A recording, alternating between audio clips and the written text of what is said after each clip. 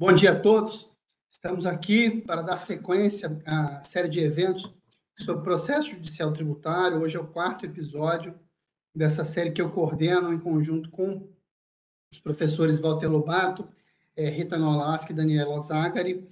Hoje a gente vai tratar de um tema importantíssimo e extremamente atual, que é o precedente tributário, mas, sobretudo, na perspectiva, quer dizer, e acho que enfrentando aí o desafio dos impactos do precedente no direito material e processual, e eu acho que os caminhos que a gente tem que tentar percorrer para solucionar esse objetivo. Para tratar desse tema, a gente tem aqui um time de primeiríssima linha, a doutora Andréa Veloso, advogada, procuradora do município, membro aqui da SEAT, mais uma vez participa conosco aqui, professora, né, de vários cursos aí de pós-graduação, doutor Giuseppe Melotti, advogado, professor, membro aqui da SEAT, doutor Rafael Pepe, que é advogado, procurador do Estado, membro da SEAT também, e para coordenar os trabalhos conosco aqui, que também coordenou a série, desculpa aqui, Antônio, que também coordenou essa série conosco aqui comigo, com Rita Nolasco, Walter e Daniela, o professor Antônio Carlos Souza Júnior, que eu combinei com ele previamente, não deixou aí a imagem da Praia de Carneiros aí no fundo da tela dele, para não gerar muita inveja aqui para os colegas aí que nos acompanham. Então, é um prazer a gente poder, nesse momento, né, dar sequência aqui ao nosso projeto, a demanda do nosso presidente Luciano Bandeira, de compartilhar conhecimento com os colegas, com os advogados.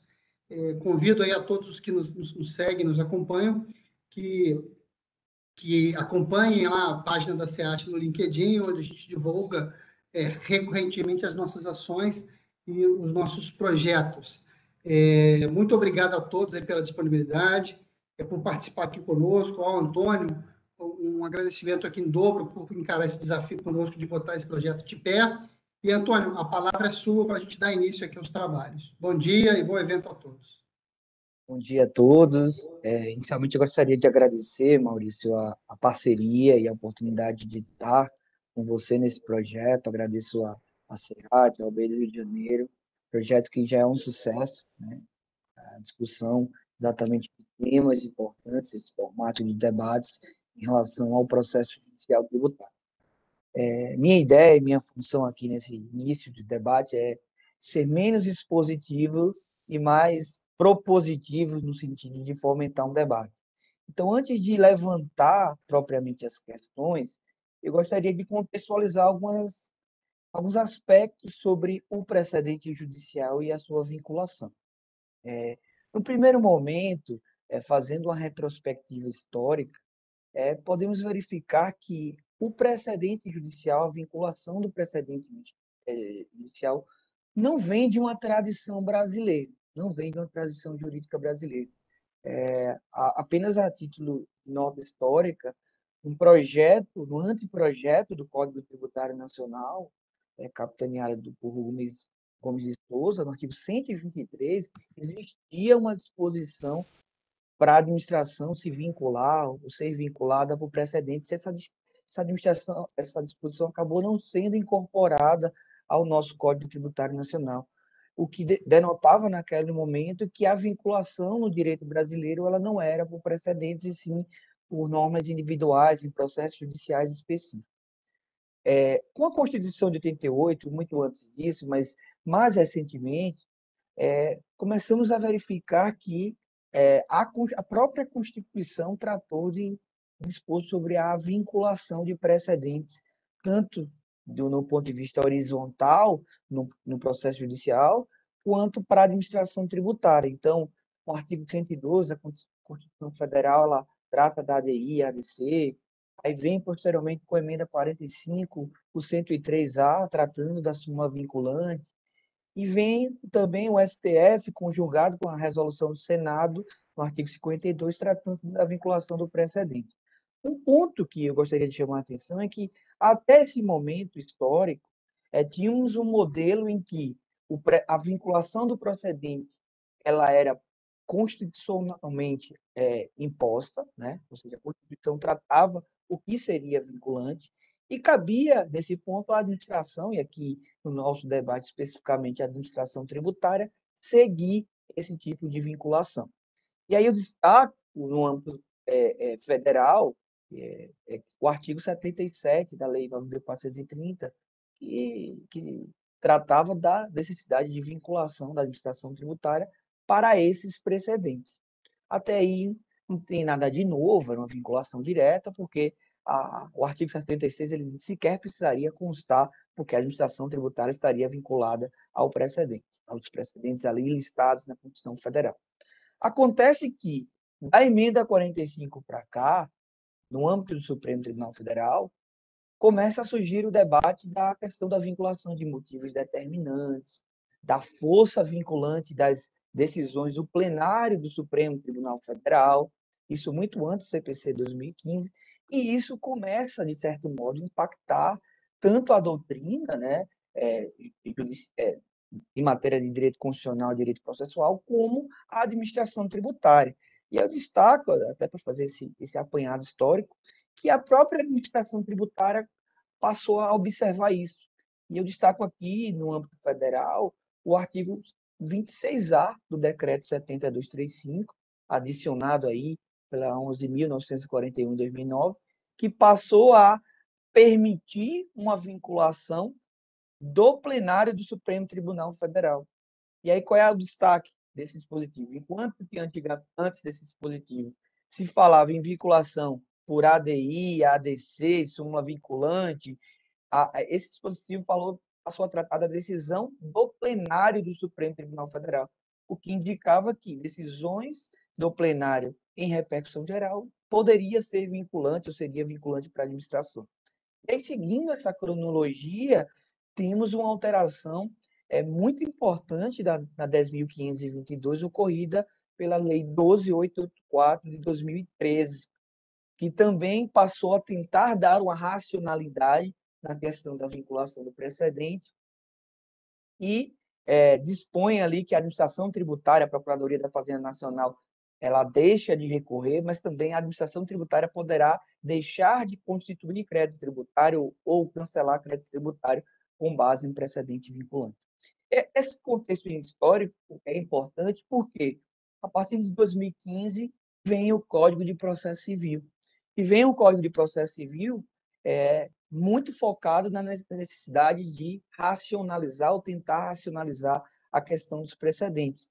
E aí vem o nosso, muito citado nos debates, artigo 927 do Código de Processo Civil, que estabelece um rol de precedentes vinculantes para juízes e tribunais. No primeiro momento, e ainda eu percebo um debate intenso sobre isso, essa vinculação passou a ser discutível. A parte da doutrina processual, por exemplo, capitaneada pelo professor Nelson Nery Júnior, que defende que esse dispositivo ele é inconstitucional, ou pelo menos deve ser interpretado conforme a Constituição, para fins de entender de que essa vinculação aqui de 927 ela é apenas para o próprio Poder Judiciário, já que o dispositivo trata juízes e tribunais observarão. Então, essa é uma primeira linha. Outra linha diz que não, que é plenamente possível a vinculação precedente pela norma processual. Esse debate ele acaba ficando um pouco na seara processual, mas eu entendo que ele é muito importante para o nosso tema aqui, nosso debate no direito tributário.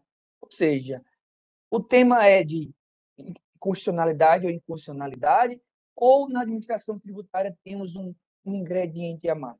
Eu digo ingrediente a mais porque, enquanto que o entendimento de quem defende a inconstitucionalidade é a impossibilidade de um poder vincular o outro sem que seja pela Constituição, temos no âmbito tributário uma espécie de autovinculação, que é a lei tributária dizendo que a administração, por questões hierárquicas, está vinculada a um determinado precedente. E aí surge esse debate. Como e em que medida a administração tributária pode se vincular a um precedente? Seja o precedente previsto na Constituição Federal, que é antecipando minha opinião, ela não sequer precisa existir uma lei sobre isso, seja precedentes não listados na Constituição Federal, como, por exemplo, repetitivo do STJ, o próprio julgamento plenário do STF em repercussão geral. Como essa vinculação ocorreria na administração tributária? E aí, um elemento complicador que eu gostaria de levantar exatamente para o nosso debate é que nosso sistema judicial ele é bipartido, né? Temos a competência do STJ para dar interpretação da legislação infraconstitucional e temos a competência do Supremo para tratar da matéria constitucional. E no direito tributário, nem sempre essa separação ela é cara crachá, né? Ela é direta. Então, temos, por vezes, questões definidas de uma forma no STJ, à luz da legislação infraconstitucional, e decididos de modo completamente diferente no Supremo Tribunal Federal, à luz da Constituição Federal. E aí a pergunta que fica é de que como essa vinculação direta pode impactar o fluxo da administração tributária e se será necessário a criação de uma espécie de racionalização dessa vinculação e procedimentos internos de vinculação. Eu digo isso porque a própria Lei 10.522, com alterações posteriores, ela acaba estabelecendo esse procedimento, ou seja, na minha opinião, claro, não existe uma vinculação direta do precedente para a administração tributária federal. Na verdade, o que ocorre é o seguinte: o precedente é editado pelo Supremo Tribunal Federal, nesses casos de repetitivo e plenário, excetuando a questão constitucional, e a Procuradoria da Fazenda Nacional, por meio de um parecer, introduz aquela orientação do precedente para a administração tributária.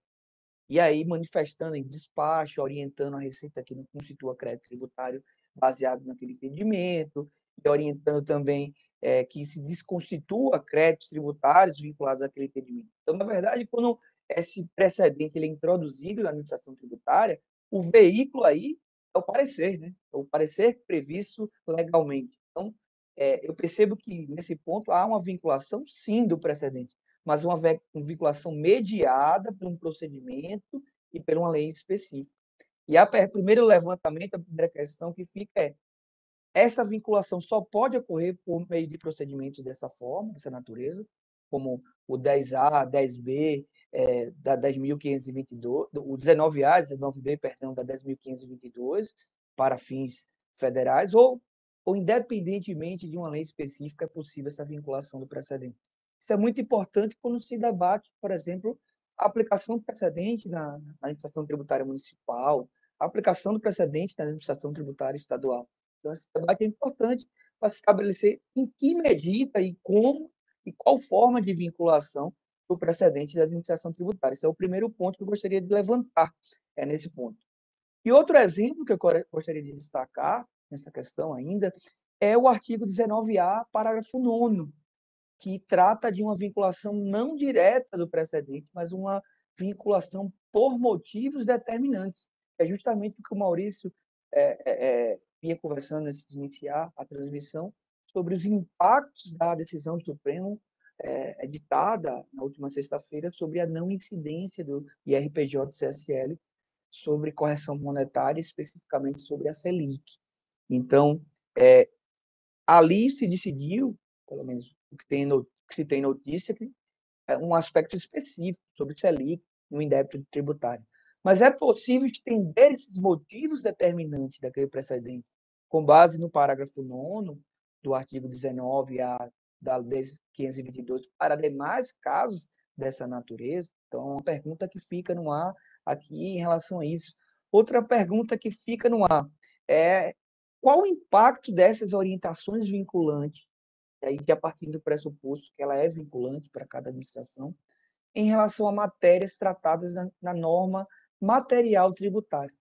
E aí eu vou dar o exemplo do nosso artigo 170A, editado num contexto em que não existia, ou pelo menos não era comum, esse tipo de vinculação, precedente vinculante, então, contexto 2001, ali, não existia essa vinculação. Qual o impacto dele?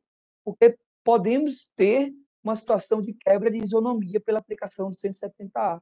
Vou dar um exemplo: um contribuinte que não ingressou com ação para exclusão de ICMS da base de cálculo do PIS e do COFINS, a partir de uma vinculação da administração tributária, ele pode excluir e aproveitar e fazer um pedido de restituição no valor recolhido indevidamente. Ao passo que aquele contribuinte que ingressou com a medida judicial, ele somente vai poder pedir essa restituição ou compensar, nesse caso, após o trânsito julgado daquela decisão. Isso se aplicando literalmente o artigo 170A. Então, como essa vinculação, essa nova sistemática de vinculação, ela pode impactar o precedente? É uma segunda questão que eu gostaria de levantar. Se ela tem um condão de ensejar uma nova interpretação do 170A, ou, na verdade, isso vai exigir uma alteração do 170A especificamente. Enfim, esse é o debate que eu gostaria de suscitar aqui. E, para finalizar a gama de questões que pretendemos tratar hoje, é analisar em que medida o precedente vinculante para a administração ele pode impactar no deferimento de tutelas de evidência no âmbito judicial. E aí eu abro um pouquinho mais o leque, para além do que consta ali, por exemplo, no artigo 311, inciso 2 do CPC, que fala em teses repetitivas.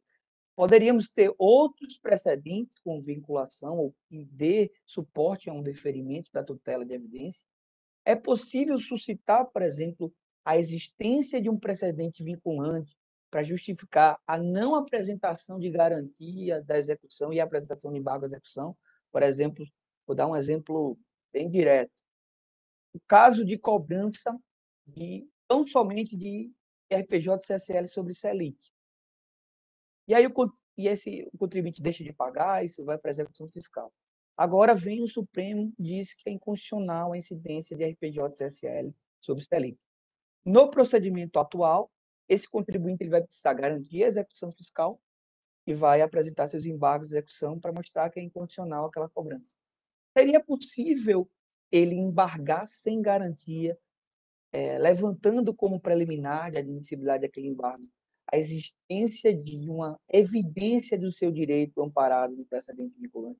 Um exemplo aqui, mas a ideia é debater qualquer possibilidade de o precedente vinculante impactar num pedido de tutela de evidência ou outro pedido no processo judicial. Então, são questões complexas, mas o que eu queria suscitar aqui para ouvir a opinião dos colegas e ficar à disposição também para a segunda rodada falar um pouquinho mais sobre isso.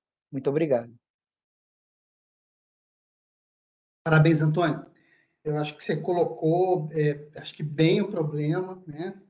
Eu acho que a percepção de todo mundo que milita aí no contencioso tributário é de que a percepção e acho que a sensação, e a gente tem aqui um grupo aqui plural hoje, muito bacana, né? Porque além de sermos todos aqui advogados militantes, com os ônus e os bônus que essa afirmação sempre trazem, né?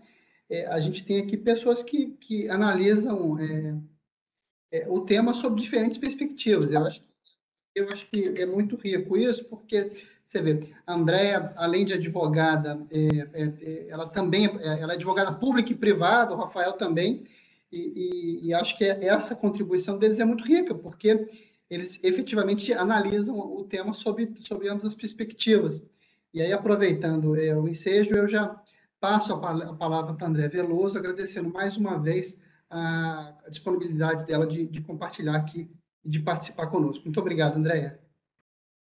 Bom dia a todos. Em primeiro lugar, gostaria de agradecer, né, novamente o convite de participar aqui desse evento do SEAT da OAB do Rio, na pessoa do Dr. Maurício. É sempre um prazer poder fazer parte dessas discussões, né, envolvendo o direito tributário. E como o Maurício estava mencionando, eu pessoalmente gosto muito desses painéis onde a gente pode trocar ideias entre advogados públicos e privados, né? Eu sou procuradora do município, mas também advogo na área privada. Então, eu sempre tento, na minha atuação, inclusive pública, né, e o Maurício sabe disso, a gente tentar fazer uma ponte entre os dois lados, porque eu acho que só a administração tributária e os contribuintes, né, os dois lados ganham, se você tiver cada vez mais painéis e trocas, né, de informações, tentativa de chegar ao objetivo, né, de uma cobrança judicial. Então, assim, em relação ao tema, né, eu tenho algumas ponderações, que eu acho que a ideia é mesmo a gente aqui debater, e eu gostaria de começar pelo primeiro assunto que diz respeito à vinculação dos precedentes na administração tributária.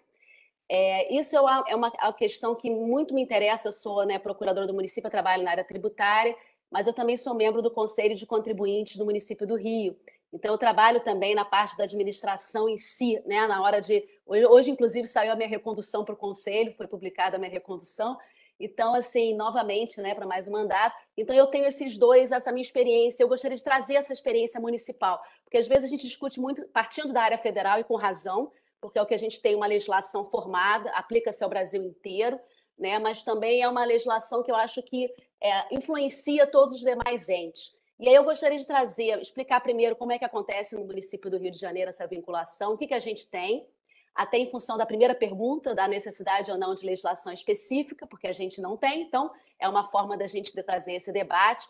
Então, como é que funciona aqui no município do Rio? Recentemente, aliás, esse ano, saiu uma lei municipal, que é a Lei 7.000 de 2021, que alterou o Código Tributário Municipal, que é a Lei 691 de 84, para trazer um artigo que trata dessa discussão que a gente está vendo, que é o artigo 243, letra A, que ele trouxe a figura do recurso especial, né, ao secretário municipal de Fazenda, que é um recurso que é interposto das decisões não unânimes do Conselho de Contribuintes, e agora a previsão é legal. Essa era uma discussão, né, todo mundo que advoga na área tributária municipal sabe, porque a nossa previsão era em decreto.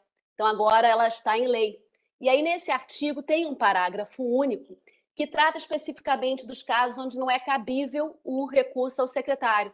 E dentro desse parágrafo único, um dos incisos é exatamente a questão vinculante. Então, ele diz que não cabe recurso ao secretário municipal de Fazenda de decisão do Conselho quando ela se basear numa decisão definitiva do Supremo ou do STJ em recursos que sejam representativos, né? Seja repercussão geral, com repetitivos. Então, nesse caso, se a decisão do Conselho se basear nela, você não cabe recurso ao secretário municipal de Fazenda.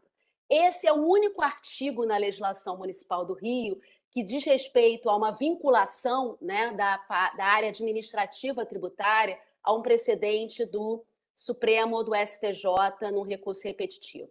A gente não tem no Rio de Janeiro, a semelhança do que existe na área federal, um artigo como o artigo 19 da Lei 10.522, que vincula, inclusive, a constituição do crédito tributário a eventual parecer, obviamente, como mencionado, né, um parecer da Procuradoria ou da AGU que efetivamente tenha trazido, se baseado numa decisão, num precedente vinculante do Supremo ou do STJ. Então, aqui nós não temos essa possibilidade. E eu, pessoalmente, como procuradora do município, eu enfrento muito essa discussão com a Fazenda, né? Eu fiquei 5 anos trabalhando junto com a Fazenda, eu era procuradora responsável pela consultoria da Fazenda, e essa era uma discussão recorrente que eu também tenho no Conselho. Por quê? Qual é a discussão da lei específica, né?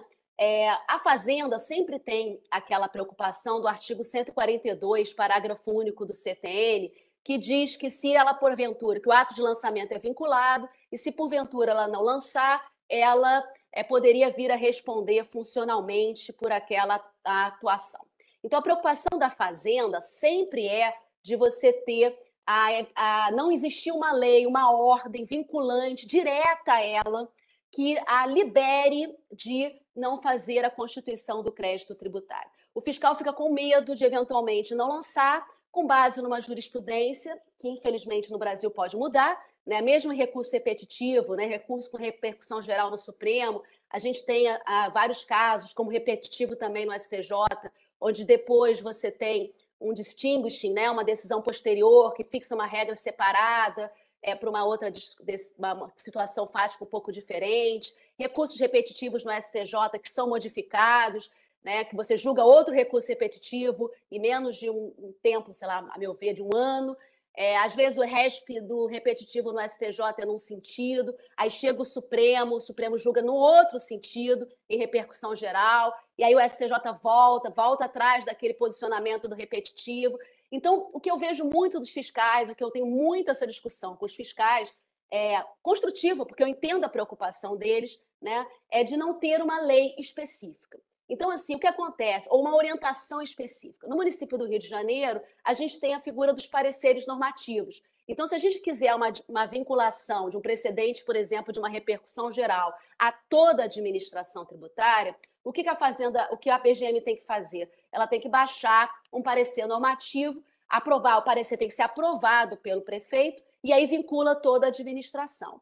Então, hoje no município, a gente só tem a sistemática do parecer normativo. Eu não tenho uma outra alternativa, salvo uma ordem do prefeito, né, que tenha um decreto, uma orientação do prefeito que vincule toda a administração, eu não tenho uma vinculação direta. E aí eu acho que a existência de uma lei dá segurança ao sistema, pelo menos do ponto de vista de municípios, né, onde você tem essa relação mais próxima, talvez, assim, com as secretarias de fazenda, com os fiscais de renda. Você ter uma lei à semelhança do que tem a União do artigo 19, letra A, faz muita diferença. Prática, eu acho que você dá a segurança para o contribuinte, para a administração, e é uma forma de você vincular. Você fixa o precedente, acho difícil que não seja a sistemática da União, que você não passe por uma orientação da Procuradoria. Esse eu acho que é o papel da PGM, e eu acho que isso é importante. E eu quero citar um caso concreto, só para nós pensarmos, né? Que diz respeito a uma situação que eu acho que os municípios passam muito. Porque a União Federal, eu tenho uma lei única. Quando o Supremo julga a lei federal, ela julga uma lei para o país inteiro. Nos municípios não acontece isso, né? Eu não tenho ADI de lei municipal. Então você chega por RE com repercussão geral e é uma lei específica de um município. E às vezes é a lei de um município micro, que às vezes não é nem sequer a reprodução de todas as leis municipais. Então você tem um caso, né, para poder todos pensar, porque é um problema que eu passei recentemente. Como vocês sabem, o Supremo julgou a Lei Municipal de São Paulo com repercussão geral envolvendo o CEPOM, que é um cadastro de prestadores de serviço que eles são obrigados a se cadastrar para não haver retenção do ISS, toda vez que eles prestam serviços ao município que eles não têm sede ou não têm filial. É uma discussão envolvendo guerra fiscal. E o Supremo Tribunal Federal considerou a Lei Municipal de São Paulo inconstitucional. Não modulou efeitos precedentes transitados. Desculpa, decisão não, uma lei muito semelhante. A nossa lei é bem parecida, né? Nós temos o CEPOM, nós temos o cadastro, nós temos a obrigação legal de retenção pelo tomador do serviço. Só que a nossa lei não foi considerada inconstitucional pelo Supremo Tribunal Federal, não de forma direta, né? Não foi a nossa lei que foi examinada. Só que eu, como procurador, o que acontece? A gente sabe que os tribunais estão vinculados, né? Então, a Procuradoria decidiu baixar internamente uma orientação dispensando os procuradores. Vocês vejam, na área federal isso está em lei. Aqui nós temos até uma possibilidade, mas é um ato interno da Procuradoria. Dispensando os procuradores de contestar, de recorrer. Então, os procuradores não estão mais fazendo essa defesa. Então, se você não tiver um outro fundamento que não seja simplesmente o CEPOM para a cobrança, se você não é competente, se você não tem como brigar pela competência com base na Lei Complementar 116, o que você faz? A PGM não defende. Só que a Fazenda não tem uma autorização legal para deixar de exigir o cadastro, porque a lei do cadastro está em vigor. Então, o que eles dizem? Olha, como é que eu vou fazer? Eu tenho uma lei, eu tenho que cumprir essa lei. Enquanto não vier um RI, como é que eu vou fazer? Então, é algo difícil, porque eles não conseguem, para eles é muito difícil eles deixarem de aplicar uma lei que está em vigor sem que tenha uma decisão sobre aquela lei com eficácia erga omnes. E aí a gente tem um trabalho de convencimento, teria de ter um parecer normativo, que nós estamos trabalhando, para vir um projeto de lei para revogar aquela lei. Então, o que eu estou querendo deixar claro é que, especialmente para municípios, a existência de uma lei específica, a semelhança do 19, a da lei federal, a meu ver, essa é a minha opinião, é muito importante. Porque, principalmente municípios, nem sempre o precedente vinculante do Supremo é da lei específica daquele município. E aí você tem essas eventuais discussões em função de legalidade tributária, né, de legalidade que a administração fica vinculada. Tá? Então, esse é um primeiro ponto. Sobre a segunda questão do 170A, né, eu gostaria de dizer que assim, o STJ ele tem uma jurisprudência antiga, até em recurso repetitivo, que é o RESP 1167039, que diz que o 170A ele se aplica até quando você tem decisões declarando a inconstitucionalidade de uma lei, né, pelo Supremo Tribunal Federal. E aí essa é uma questão, quando o 170A ele veio, realmente eu não tinha a sistemática da vinculação, né? E o objetivo da 170A é um pouco mesmo da súmula 212 do STJ, que é evitar que você tenha extinção de créditos tributários mediante compensação, pelo menos esse é a minha visão, né? Por decisões que não sejam definitivas, porque a compensação visa extinguir. Então, eu sou antiga, né? A gente estava brigando antes de entrar, que eu e o Maurício aqui somos os mais antigos, assim, os decanos aqui do grupo, todo o pessoal muito jovem, e a gente sente... idade não tem nada a ver com competência, eu estou falando isso porque nós viemos aqui, né? Eu estava lá defendendo o município lá na súmula 212, antes de 2001, eu estou há 25 anos na PGM, então, assim, naquela época a gente brigou muito pela súmula, brigou muito por essa jurisprudência, por quê? Porque gerava uma grande insegurança. No TRF aqui da 2ª Região, era uma coisa louca, era assim, o juiz dava liminar para compensar, e aí você, sentença, ele caçava a liminar. Então o crédito era extinto, depois ele ressurgia. Aí quando você estava lá no tribunal, no TRF, ele reformava. E a gente raciocina muito com tributos lançados por homologação, porque essa é a realidade da Justiça da área federal, né? Os tributos administrados pela Receita Federal são lançados por homologação. Mas eu, como procuradora municipal, eu trabalho com IPTU, com imposto de transmissão, né, intervivos, que não são lançados por homologação. Então, você cancelar créditos, ressuscitar créditos que são lançados por declaração ou de ofício é um procedimento complexo. Então, aquilo era uma coisa de louco, né? Eu não sabia mais se o crédito estava vivo, estava morto. Então, a finalidade da súmula do 170 foi essa. Por isso é que um recurso repetitivo, esse que eu mencionei, disse, olha, mesmo declarado inconstitucional pelo Supremo, você precisa ter lá a decisão. É transitada e julgada para você poder utilizar o crédito. E aí eu estava fazendo uma pesquisa para a nossa live, né? E aí eu vi uma decisão recente do STJ, que é de 2020, de outubro de 2020, que é no ARESP 15.04.624, onde ele aplicou a essa discussão que nós estamos vendo hoje o precedente repetitivo. E eu acho muito interessante porque o precedente era o seguinte, e eu já estou acabando, prometo, porque a questão já entra na tutela de evidência, que é a última pergunta.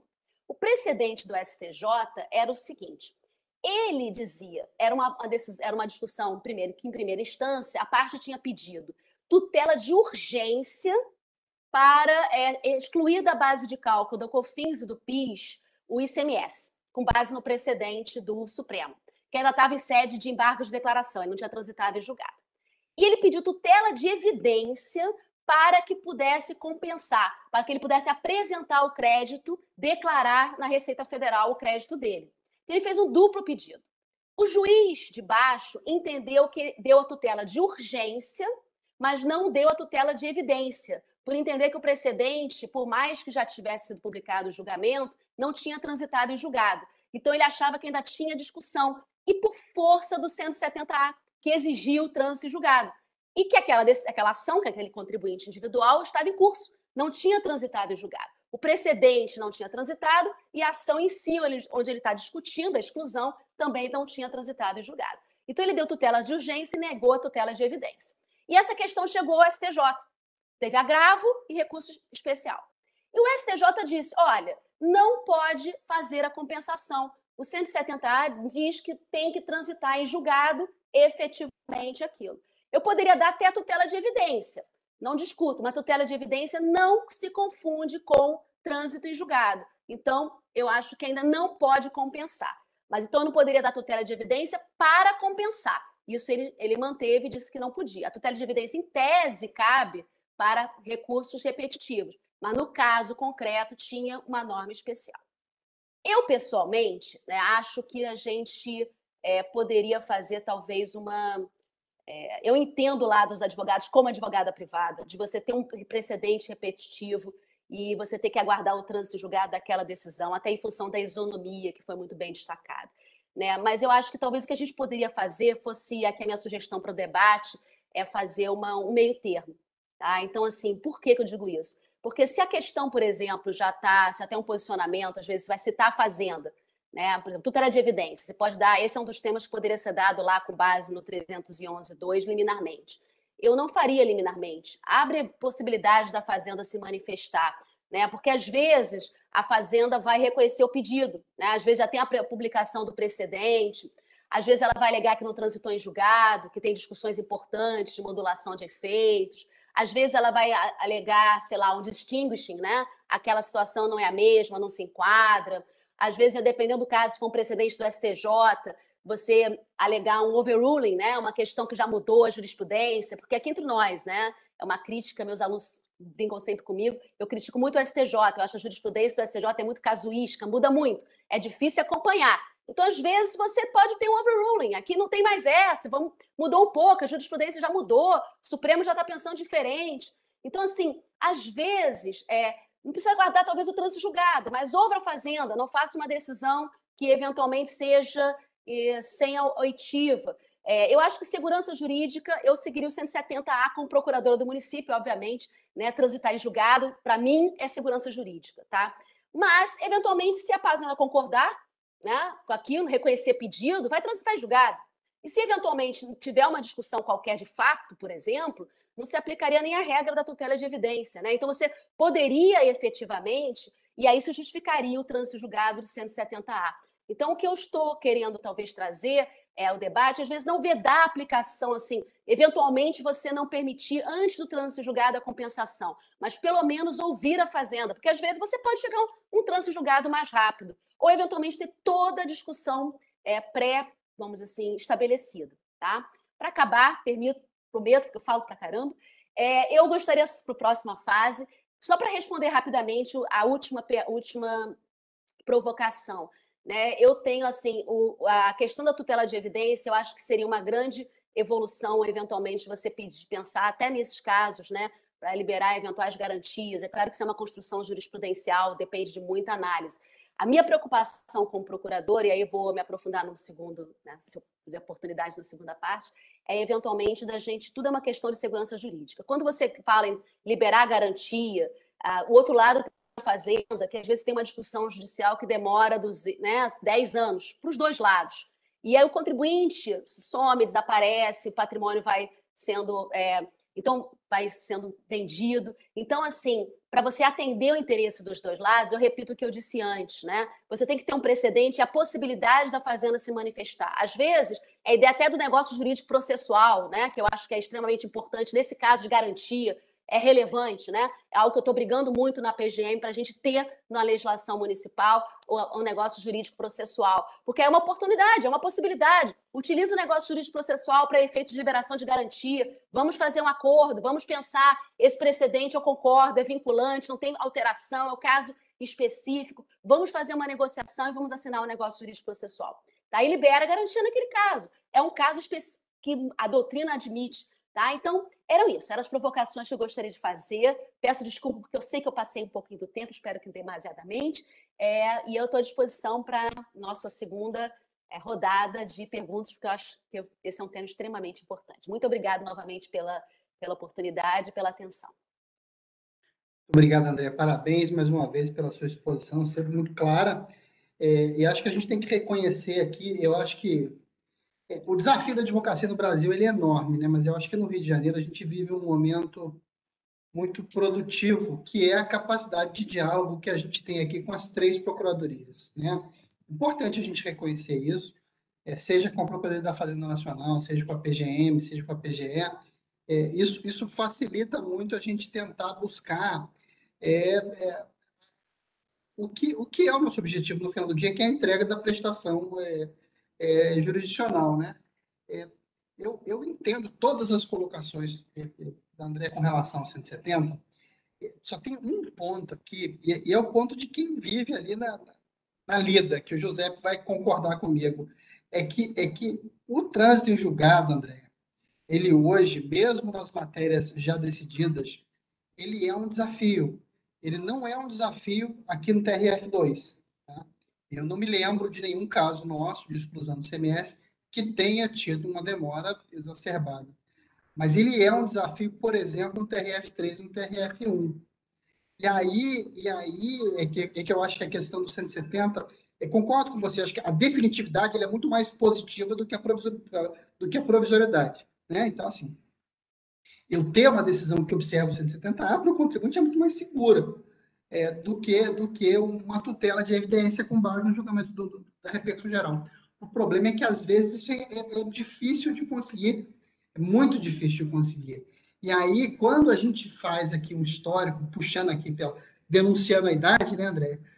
No meu caso aqui, a gente lembra da súmula 212 do STJ lá atrás, que foi a precursora da questão do 170A. Então, antigamente, a gente tinha e essa súmula e o 170A, eles têm uma razão específica que o pessoal que está na luta há mais tempo lembra, que eram aquelas liminares que definiam compensação e salário educação e etc.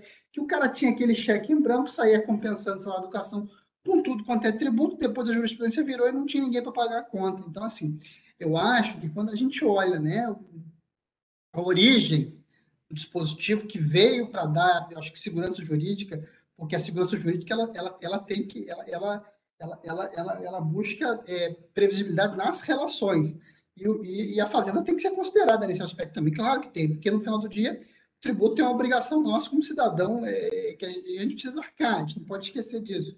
Então, assim, só que eu acho que assim, a origem, né, do dispositivo, ela não se traduz na realidade concreta do que a gente vive hoje, no caso da exclusão. Por exemplo, na questão da Selic aqui, eu acho que a gente tem um outro aspecto, temos que esperar o acordo publicar para tentar extrair do acordo quais são as situações jurídicas previstas para fazer essa adequação aos casos concretos. Mas, enfim, eu sempre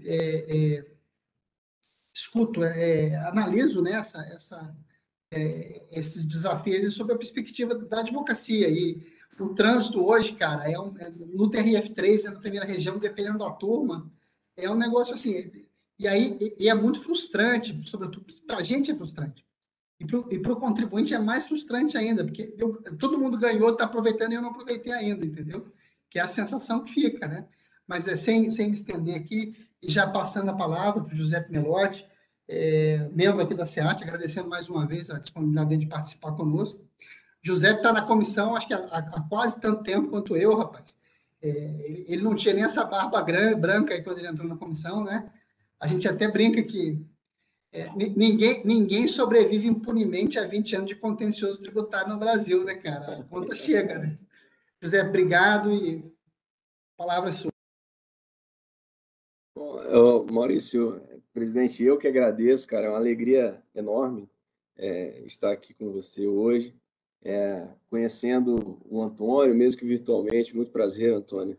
A Andréia, doutora Andréia, que na verdade foi minha professora de pós-graduação, então o respeito que eu tenho por ela é enorme, assim, é uma alegria imensa estar aqui compartilhando esse painel com você hoje, doutora Andréia. E Rafael Pepe, que acho que é um dos maiores expoentes aí do tributário na PGE do Estado do Rio, né? Nós te admiramos muito, Pepe, então é um prazer enorme também estar aqui com você hoje.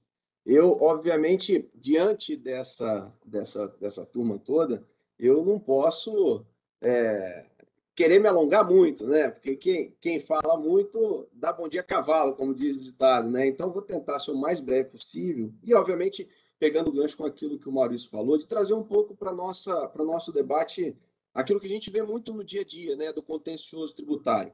Eu vou trazer um exemplo municipal, tá, André? Para a gente poder amadurecer esse ponto da questão da vinculação, que eu acho que é muito importante. Assim, a gente precisa avançar nessa discussão até para evitar danos maiores ao ente político. Porque a partir do momento que você tem uma decisão na esfera administrativa que está diametralmente oposta àquilo que os tribunais estão decidindo, ao fim e ao cabo, com a judicialização, você tem um prejuízo aos cofres públicos. Seja pela morosidade do Poder Judiciário, pelo congestionamento, você impacta o tempo do magistrado que está para decidir lá questões super importantes. Você tem a condenação em honorários na esfera judicial, do ente político, que, no fim e ao cabo, no município do Rio, por exemplo, vai impactar no nosso bolso. É o tributo que a gente paga que está indo pelo ralo. Então, e outra coisa, assim, tomar a esfera administrativa não como um órgão de passagem, né? Eu tenho dito muito isso, fiz uma sustentação no CARF há 2 semanas atrás e falei sobre isso. Uma questão consolidada no âmbito do STJ, embora não tenha sido proferida em sede de recurso repetitivo, mas a questão estava absolutamente consolidada. O que chegava no STJ já era recurso especial da Fazenda. Ou seja, perdeu em primeira instância, perdeu em segunda instância, chega no STJ, o STJ nega seguimento ao recurso da Fazenda e, mesmo assim, o CARF vem julgando de forma contrária à orientação do STJ, embora não seja um precedente em repetitivo. Mas fato é que isso denota que, em determinadas situações, você tem o órgão administrativo julgador como um órgão de passagem, né? E não é isso que a gente espera. Então, trazendo o exemplo para o município do Rio, também há aproximadamente 1 ano atrás, eu tive um julgamento no Conselho. E, basicamente, a discussão era cobrança de ISS sobre franquias. Porém, pré-lei complementar 116. Ou seja, tem jurisprudência do TJ, tem jurisprudência do STJ, tem jurisprudência do STF, e, mesmo assim, o Conselho de Contribuintes do município falou, não, eu estou vinculado, eu, infelizmente, entendo a exposição do doutor, mas eu preciso julgar a questão de forma desfavorável ao contribuinte.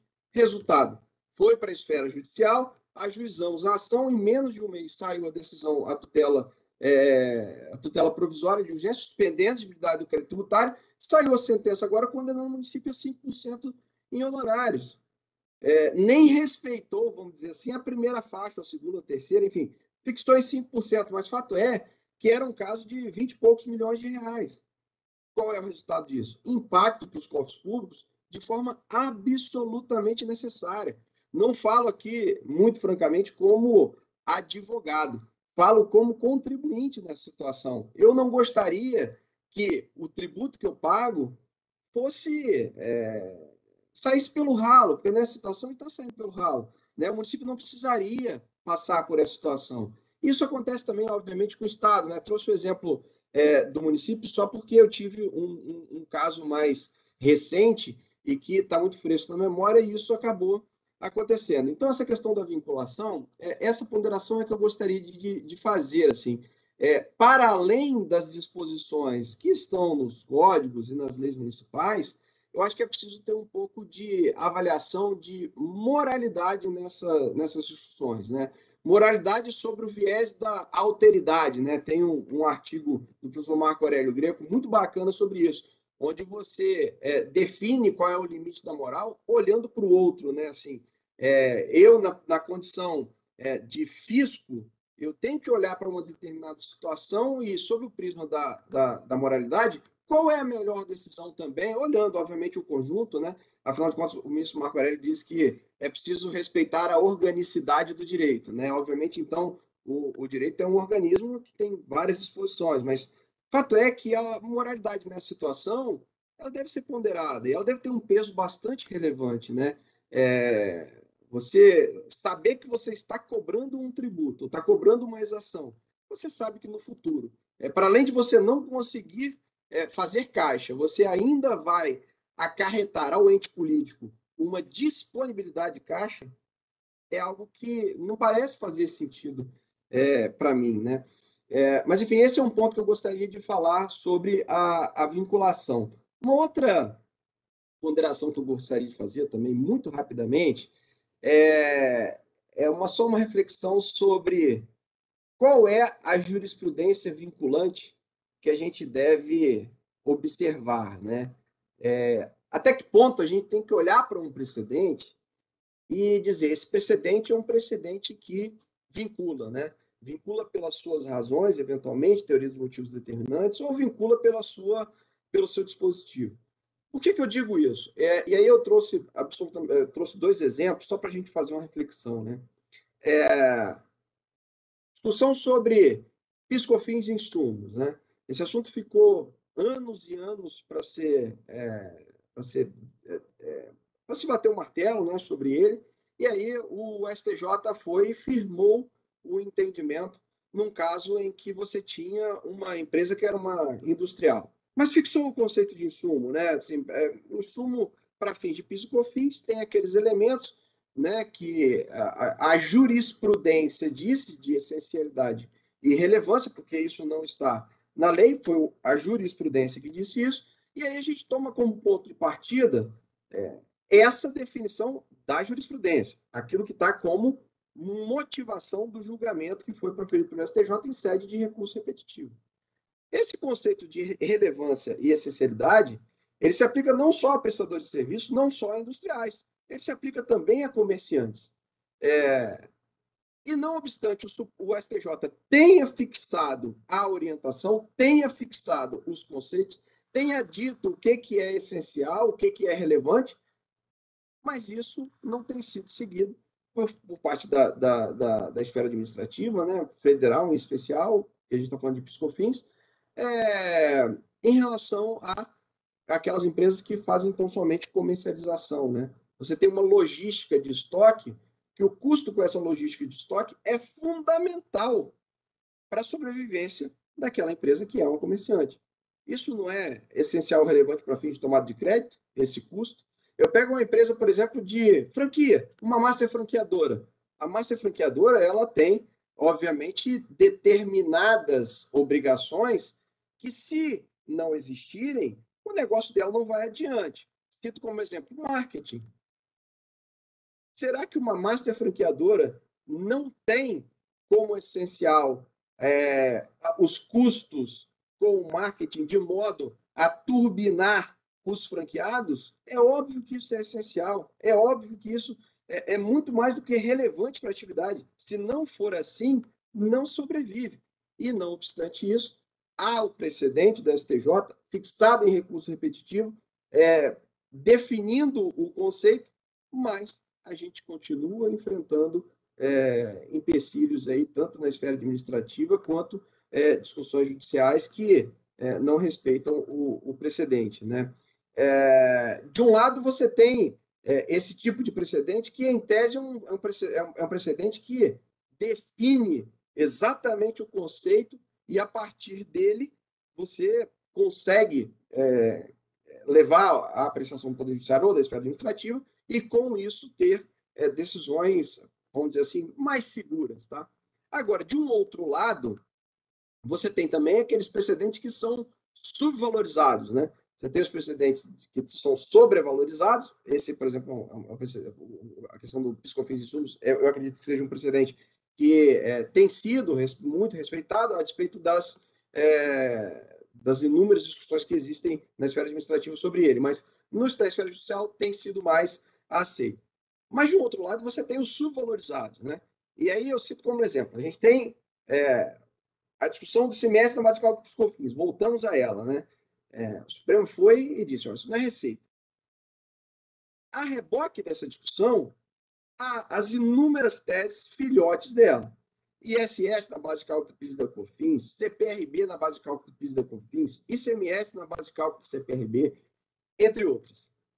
Indago, por que não dar segurança ao contribuinte a partir da decisão proferida pelo Supremo Tribunal Federal em repercussão geral? Os conceitos estão ali pré-definidos. Outro exemplo, tributação, que a gente também falou aqui, tributação do IRPJ e CSL sobre os valores percebidos a título de juros e correção monetária. O Supremo julgou na semana passada. 2 semanas antes, ou talvez um pouco mais, um mês, o Supremo disse que a tributação pelo IRPJ e CSL sobre a correção monetária de investimentos não tem natureza constitucional. Sim, do meu ponto de vista, as questões são absolutamente idênticas. Economicamente falando, a gente está falando da mesmíssima coisa. São critérios de atualização e correção de tributos. Ou, eventualmente, quer dizer, tributação de critérios de atualização de situações que apenas recompõem o poder de compra da moeda. Outro exemplo, IPI revenda. o Supremo, ao longo de muitos e muitos anos, tinha precedente firme, no sentido de que não incidia o IPI na revenda de produtos importados. Aí vem, em decisões mais recentes, acho que a Justiça virou há pouco mais de um ano, mas virou para dizer que incide. E aí também não modulou. Ora, qual é a vinculação, dito tudo isso, qual é a vinculação que a gente espera dos precedentes? Acho que essa é uma reflexão importante. O que a gente precisa olhar num precedente e dizer, isso daqui me dá segurança jurídica, isso daqui vincula. Vincula a esfera administrativa e vincula a esfera judicial. Então, em relação à vinculação dos precedentes, eu acho que essas são as ponderações que eu queria fazer. Aí, em relação ao 170A, muito objetivamente, eu acho que as questões foram muito bem postas pelo Antônio, mas acho que o principal fundamento é exatamente o fato de o 170A ser precedente, né? Ele precedeu a alteração promovida pela Emenda Constitucional 45. O 170A é de 2001, a Emenda Constitucional é de 2004. Então, obviamente que isso precisa ser feito uma releitura do 170A à luz do preceito constitucional, do novel preceito constitucional, né? Então, eu estou alinhado também com ele nesse sentido, de que é preciso, sim, fazer. E, aliás, só para exemplificar, o próprio CARF, né? Acho que numa decisão, se eu não me engano, do ano passado, de 2020, aceitou uma compensação, afastou a exigência do crédito tributário numa compensação feita pelo contribuinte antes do trânsito em julgado, que ele tinha crédito daquela tese da 9.718, né, ajuizada antes, transitou em julgado posteriormente a compensação, mas o CARF afastou a exigência, porque, de fato, o Supremo julgou a questão sob o manto da repercussão geral também. Então, eu acho que, em breves linhas, presidente, eu encerro aqui com 10, 11 minutos de exposição e também espero voltar aí na segunda rodada para falar sobre esses debates. Muito obrigado, Giuseppe. Eu gosto muito desse tipo de modelo que a gente tem feito aqui na SEAT, porque a gente necessariamente trata das questões conceituais e teóricas, mas trazendo muito para o dia a dia prático. Eu acho que esse é o ativo e esse é o desafio, né, que a gente tem para se adequar aí para continuar dialogando com as novas gerações, né, cara, que é uma coisa que a gente estava dizendo no início, né? Então, assim, acho que muito, muito importante suas colocações.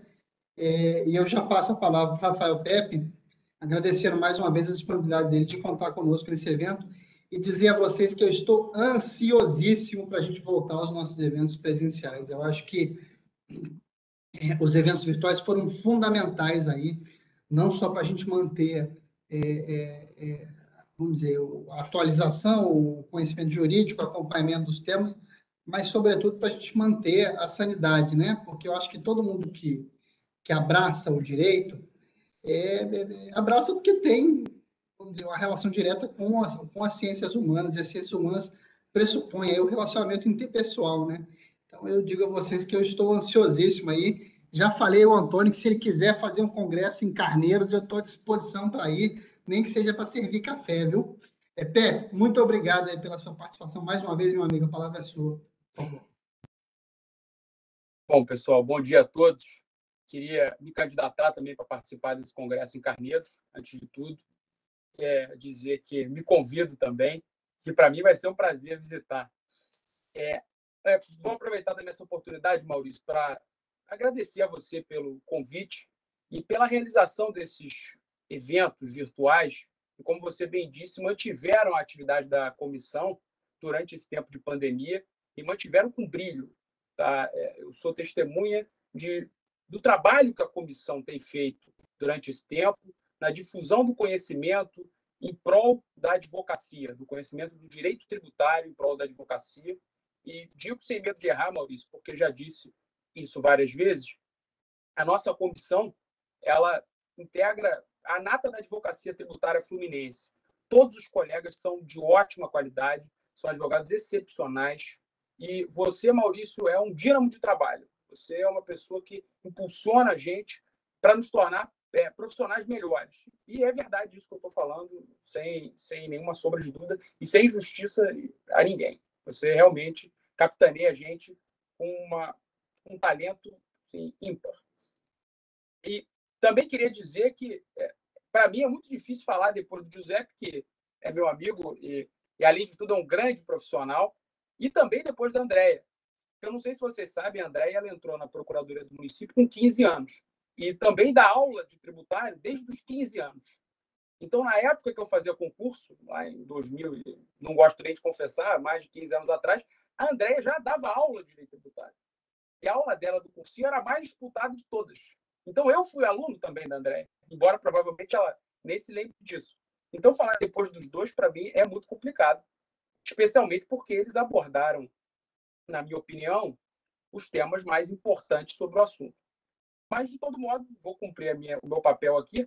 Vou falar primeiro um pouco sobre o que da forma como eu vejo os precedentes, para depois entrar rapidamente nos 3 tópicos sugeridos pelo Antônio e, ao final, ficar à disposição aí para os debates.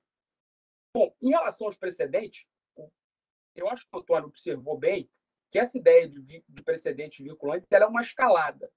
Na verdade, no Brasil, ela é uma escalada incerta, porque tivemos assentos imperiais, né, que eram assentos herdados do direito português, que eram vinculantes. Depois, durante o período republicano da República Velha, a gente não teve precedentes vinculantes. Tentamos introduzir isso na CLT, o Supremo declarou inconstitucional. Depois vieram as súmulas de jurisprudência predominante do ministro Vitor Nunes Leal. E, aos poucos, com a Constituição, a gente foi produzindo precedentes vinculantes, primeiro com a DIN e com a ADC, depois com as súmulas vinculantes. E ainda no CPC de 73, a gente previu os recursos repetitivos vinculantes para o Poder Judiciário. Então, de alguma maneira, o artigo 927 ele não é uma grande novidade. Ele é um avanço, mas ele não é uma grande novidade. E esse sistema de precedentes, Maurício, no meu modo de ver, ele é o que eu gosto de chamar, e que os autores americanos também chamam de estoque de capital do Poder Judiciário. Por que é um estoque de capital? Porque ele reduz a probabilidade de erro futuro. E ele evita o ajuizamento de demandas futuras. Como que ele evita? Qualquer litigante, seja fazenda pública, seja uma pessoa de direito privado, ela segue um modelo para decidir se ela vai litigar ou não. Ela primeiro avalia os custos e depois ela vê, olha, a probabilidade de eu superar esses custos é maior ou menor? Então, essa é a lógica de qualquer litigante privado. E os precedentes, eles entram nesse cálculo de probabilidade. É claro que esse cálculo envolve também aspectos psicológicos, um viés de otimismo, uma pessoa muito otimista, ou mesmo um equívoco em relação ao precedente. Mas, assim, a orientação do precedente, ela entra nesse cálculo, ela entra nessa conta de se vale a pena ou não litigar. Por quê? Se eu vou contra o precedente, eu sei que aquilo ali vai me custar caro. Além de eu perder, foi o que o José falou nessa linha, eu vou pagar honorários para o meu adversário. Se eu recorrer, eu vou pagar honorários recursais. Se eu insistir, eu vou pagar multa por embargo de declaração. E assim por diante. Então, a gente tem que olhar os precedentes como eles são, um cálculo, um fator dentro de um cálculo de litígio, de litigância. Agora, passando para as questões que foram suscitadas pelo Antônio, questões que são interessantíssimas, tá? A primeira envolvendo a vinculação da administração tributária em relação aos precedentes, que são esses precedentes do artigo 927. E eu vou tomar a liberdade para falar um pouco mais da realidade estadual, que é a realidade, que é a minha realidade, né, como procurador de Estado. Eu não faço parte do Conselho de Contribuintes. Aliás, gostaria de fazer um breve parêntese para agradecer a interlocução dos colegas que representam a Fazenda Pública lá no Conselho de Contribuintes. Tivemos uma conversa, eu, a Vera Quirdeico, Marcos Bueno, certamente Maurício, Giuseppe e André provavelmente conhecem. São colegas ótimos que representam a Fazenda Pública lá no Conselho de Contribuintes, profissionais competentíssimos que fizeram uma interlocução comigo e me ajudaram a pensar sobre esse assunto. Mas o fato é, O Conselho de Contribuintes do Rio de Janeiro ele não tem uma norma semelhante àquela que existe no CARF. Para a administração tributária estadual, não existe essa espécie de vinculação no âmbito estadual, pela legislação estadual. Aí a gente já tentou, viu, Pepe? A gente já tentou. Eu sei disso. E acho que isso é um processo, Maurício, de amadurecimento. Tá? Em relação às decisões em controle concentrado de constitucionalidade ou em súmula vinculante, na minha opinião, não resta dúvida de que a administração pública está vinculada. Isso quem dispõe a própria Constituição. Fala do Poder Judiciário e da administração pública, dos órgãos do Poder Executivo. Para mim, com relação a isso, nada de novo sob o sol. Em relação aos demais precedentes, que foi mais ou menos na linha do que o Antônio já antecipou, o artigo 927 ele diz que a vinculação ocorre em relação aos juízes e aos tribunais. Ou seja, o Poder Executivo ele não está formalmente vinculado pelo Código de Processo Civil a esses precedentes. Aqueles precedentes que não são decisões de controle concentrado ou em súmula vinculante. No entanto, e esse é o vínculo, esse é o link com aquilo que eu comecei a falar logo no começo, logo no primeiro ponto que eu toquei em relação ao significado dos precedentes como um estoque de capital, isso não quer dizer que a administração pública não deva seguir esses precedentes. Então, veja, uma coisa é ela estar vinculada aos precedentes formalmente. Outra coisa é se ela deve ou não seguir esses precedentes.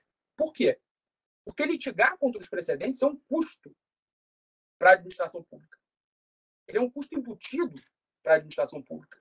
E aí eu vou dizer como fazemos na Procuradoria do Estado. Na PGE, quando sai uma decisão em recurso repetitivo ou uma decisão em que acreditamos que tem alguma espécie de efeito vinculante para os órgãos do Poder Judiciário, nós editamos atos que, em geral, são dispensas, às vezes fazemos pareceres, encaminhamos para os colegas para que eles parem de recorrer naquele tipo de litígio e também encaminhamos para a administração tributária, para que ela passe, então, a adotar aquele entendimento. Então, sob o meu modo de ver, o que deve ser adotado como postura pela administração tributária a menos que se tenha um bom argumento de distinguish ou um bom argumento de overruling ou alguma outra questão envolvida nesse bolo, nessa discussão, a recomendação é acompanhar aquela decisão em um recurso repetitivo ou em um precedente vinculante para o Poder Judiciário. Por quê? Porque ali na frente, aquilo ali vai desaguar num problema judicial e o juiz vai seguir aquele precedente, a menos que a gente tenha boas razões para que ele não siga. Então, esse é um ponto. Agora, dentro desse contexto, é claro, Maurício, que a gente tem um problema em relação ao amadurecimento da aplicação dos precedentes no Brasil, especialmente pelos tribunais superiores. Vou dar um exemplo. Tá? Recentemente, o Supremo, vocês sabem disso tão bem quanto eu, firmou uma tese, foi no tema 1099, falando que não incide ICMS no deslocamento de bens do mesmo contribuinte entre estabelecimentos situados em outras unidades da federação, distintas unidades da federação, melhor dizendo.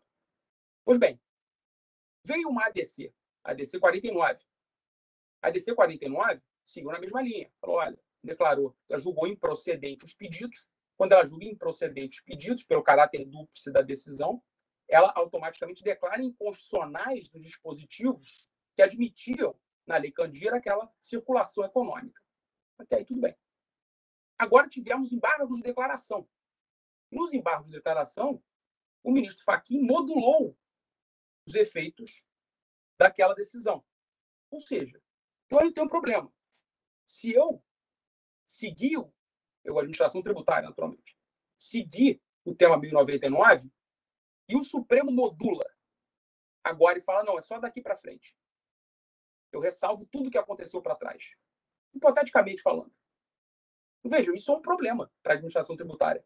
O que eu faço com aqueles autos de infração? O que eu faço com aquilo tudo que eu já fiz, com tudo que eu cancelei?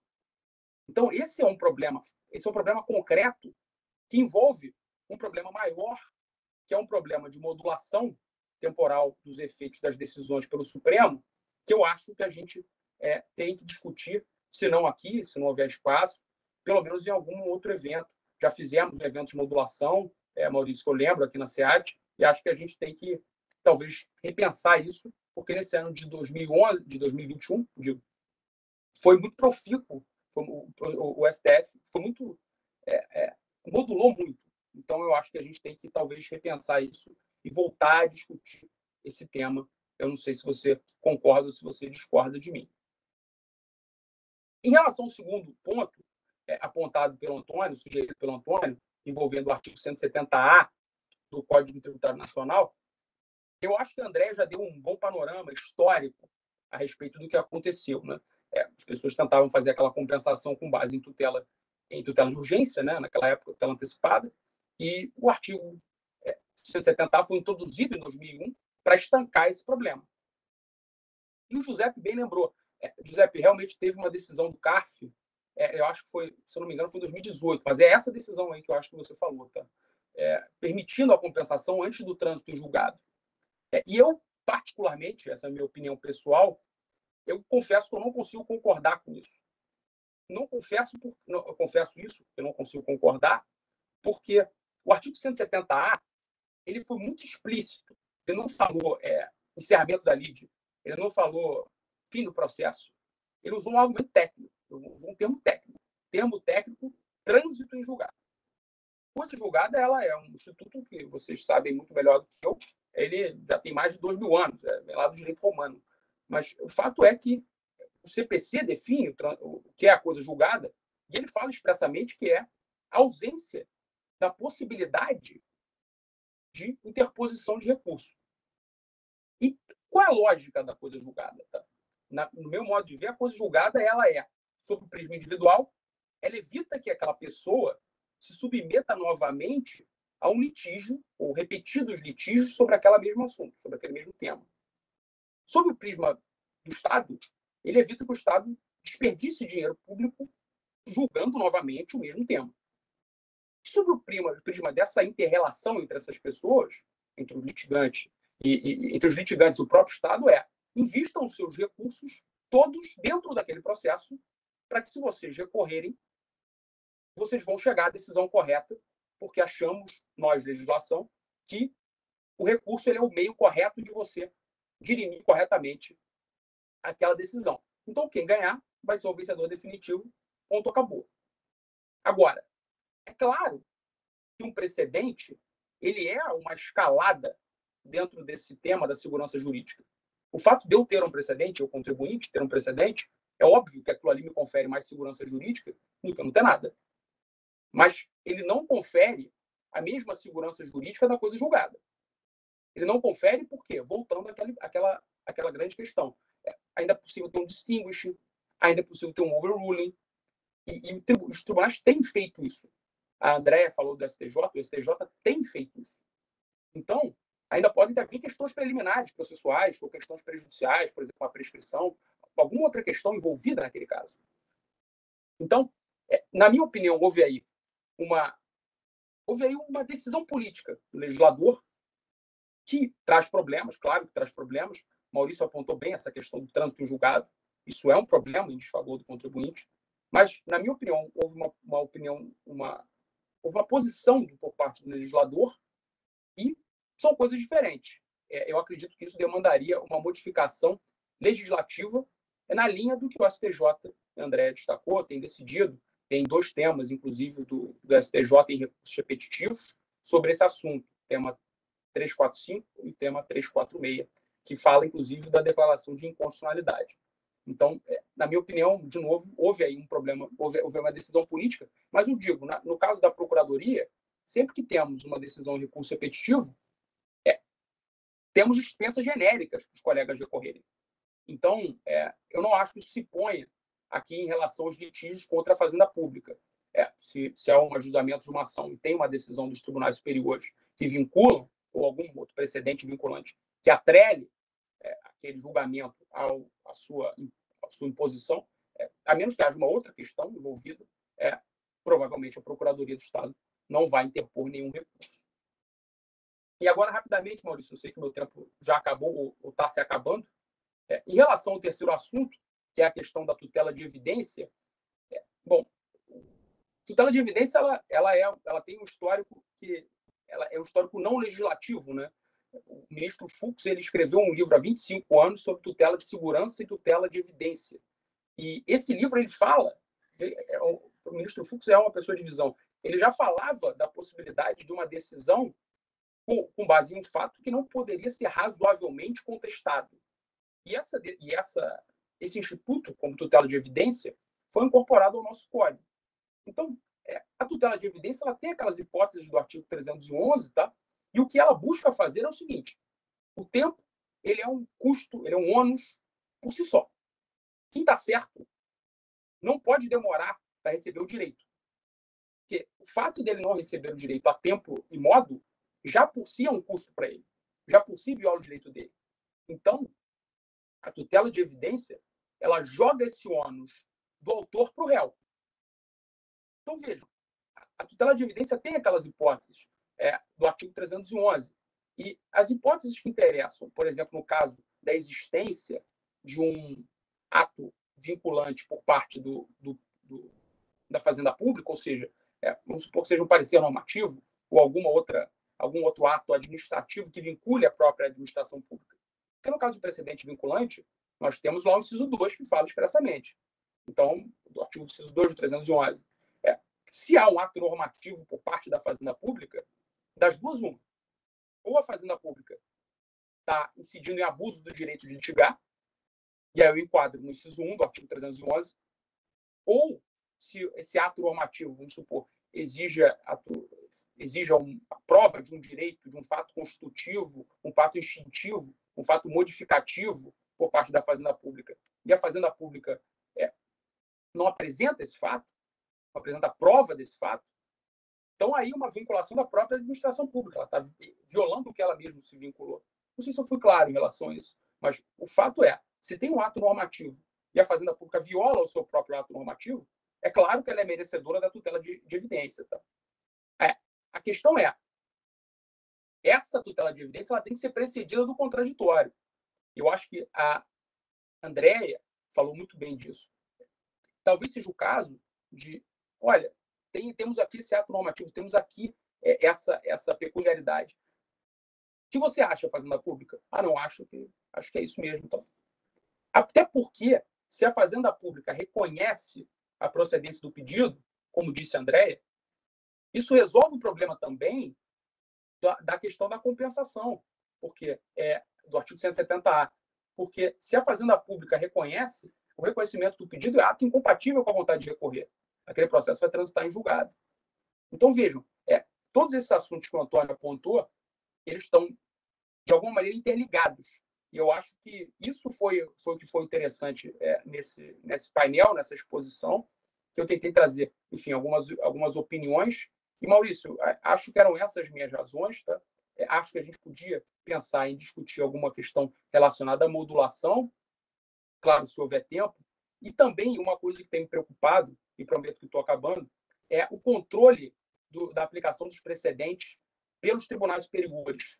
A aplicação dos precedentes nos tribunais de justiça pelos tribunais superiores. A gente tem enfrentado uma resistência, especialmente do STJ, com relação ao cabimento de reclamação, que eu acho que é muito preocupante. É preocupante por parte da advocacia privada e é preocupante por parte da advocacia pública, porque somos todos advogados e o que para nós interessa é que o sistema de precedente efetivamente funcione. Bom, acho que eu já até superei meu tempo. Peço desculpas aí, Maurício, por abusar da paciência de vocês e vou me colocar à disposição para os debates. Obrigado, pessoal. Obrigado, Pepe, parabéns. Eu concordo com você, a gente já teve essa conversa com a Procuradoria do Estado do Rio de Janeiro para tentar um ato semelhante aí ao existente no âmbito do CARF, mas eu reconheço aqui que, com relação a temas de ICMS especificamente, existe um desafio muito grande a gente vincular decisões do STJ que normalmente têm subido, né? Então, assim, é difícil que a gente, na perspectiva em sendo advogado, quer dizer, a realidade que a gente vive hoje é não poder confiar numa definitividade das decisões proferidas pelo STJ ainda em repetitivo, né? Então, e aí eu me ponho, acho que essa transparência é fundamental no diálogo, no lugar do procurador. Cara, olha só, se tem um RE aviado, se eu enxergo aqui a matéria constitucional, é porque eu me lembro que a gente fez esse trabalho lá atrás, lembra, José? E muitos casos que a gente identificou, eles tinham repetitivo, mas, assim, claramente tinha um aspecto de constitucional que poderia ser enfrentado pelo Supremo em algum momento, né? Mas eu acho que a gente tem que avançar, eu acho que é nosso papel contribuir para esse aperfeiçoamento. Pessoal, vamos seguir agora para a última rodada, para ficar mais dinâmico, a gente mantém a mesma ordem, mas sem a minha intervenção. Então, Antônio fala, Antônio terminou, André fala, José fala, depois o Pepe fala e eu encerro. Antônio, a palavra é sua, por favor. Eu agradeço as provocações e percebo que temos mais convergências do que divergências, né, em relação a essa questão do precedente. Uma coisa que eu adicionaria a essa discussão, e já seguindo a provocação do Pepe, é que justamente existe um mito hoje que o precedente ele vai reduzir a complexidade, vai resolver o problema e acabou-se. Na verdade, ele adiciona mais complexidade, né?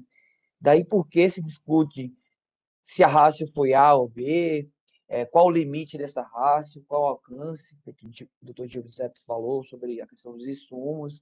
A questão da modulação está muito presente hoje, ou seja, encerra-se uma discussão sobre um tema, mas inicia-se uma discussão sobre vai modular, não vai modular, em que medida vai modular.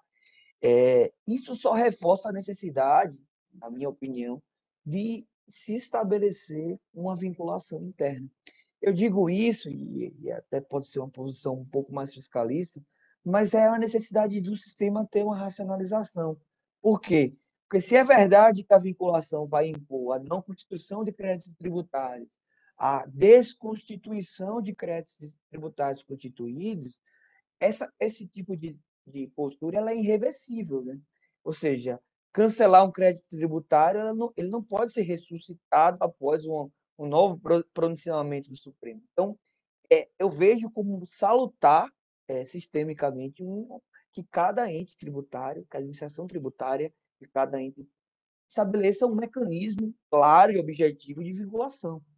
Exatamente para isso, para se estabelecer, olha, essa matéria foi julgada no STJ, mas aquele estado, aquele município, ele vai ao Supremo. Se ele vai ao Supremo, por hora, aquele precedente não vai ser internamente alvo de uma vinculação. Mas se ele não vai ao Supremo brigar sobre aquilo, seja porque ele não vai mesmo, ou porque não existe questão constitucional a ser posta ao Supremo, é claro que aquela decisão do STJ vai ser definitiva em determinado motivo. Daí porque eu sou entusiasta, acho que amarra bem a questão sistêmica à vinculação interna e à vinculação por procedimentos estabelecidos na legislação e concretizado por meio de atos internos, como pareceres, ato declaratório, qualquer outra sistemática adotada pela administração. Não só para fins de atuação na justiça, né, a atuação judicial da Fazenda Pública, mas também no âmbito administrativo de julgamento e também administrativo de lançamento e fiscalização do crédito tributário. Também é muito importante essa vinculação, por exemplo, para respostas a soluções de consulta, respostas à orientação para fiscalização não constituir crédito tributário, e por aí vai. E eu acho que talvez essa seja a chave para não se criar também uma abertura muito grande sobre o 170A, ou seja, no 170A você vai poder relativizar o 170A porque o Supremo julgou aquela questão. Eu não vejo por aí. Eu vejo que a relativização do 170A ela não é nenhuma relativização, ela é uma questão sistêmica. Imagine-se a seguinte situação. Eu tenho uma proibição de compensação do 170A, por um lado, ou seja, a administração ela vai negar aquela compensação por conta do 70A, mas, ao mesmo tempo, aquela própria administração está vinculada àquele precedente. Então, veja que essa questão ela gera, sim, uma incompatibilidade, ou, ao menos, em algumas situações, uma briga em relação a isso. Por isso que eu concordo que talvez o mais adequado seria uma alteração do 170A para inserir ali um parágrafo que pudesse exceptuar a necessidade do trânsito julgado em caso de precedente vinculante devidamente internalizado pela administração tributária por atos e procedimentos definidos ali na lei. Então, talvez seja essa o ponto de equilíbrio aí nessa discussão. Então, em relação a isso. E outra provocação, dentro do contexto da tutela de evidência, eu concordo que realmente a tutela de evidência ela é uma antecipação. Eu concordo que, no mundo ideal, um precedente vinculante para a administração vai resultar no reconhecimento do pedido e na finalização célere do processo judicial, mas nem sempre isso é possível. Às vezes o recurso está sobrestado já na presidência ou vice-presidência do tribunal, isso vai demorar. Por exemplo, no âmbito municipal e estadual, um aspecto muito interessante, às vezes a decisão ela foi tomada em outro veículo legislativo, por exemplo, do estado B e não do estado A, e, em tese, aquela vinculação não seria direta, né?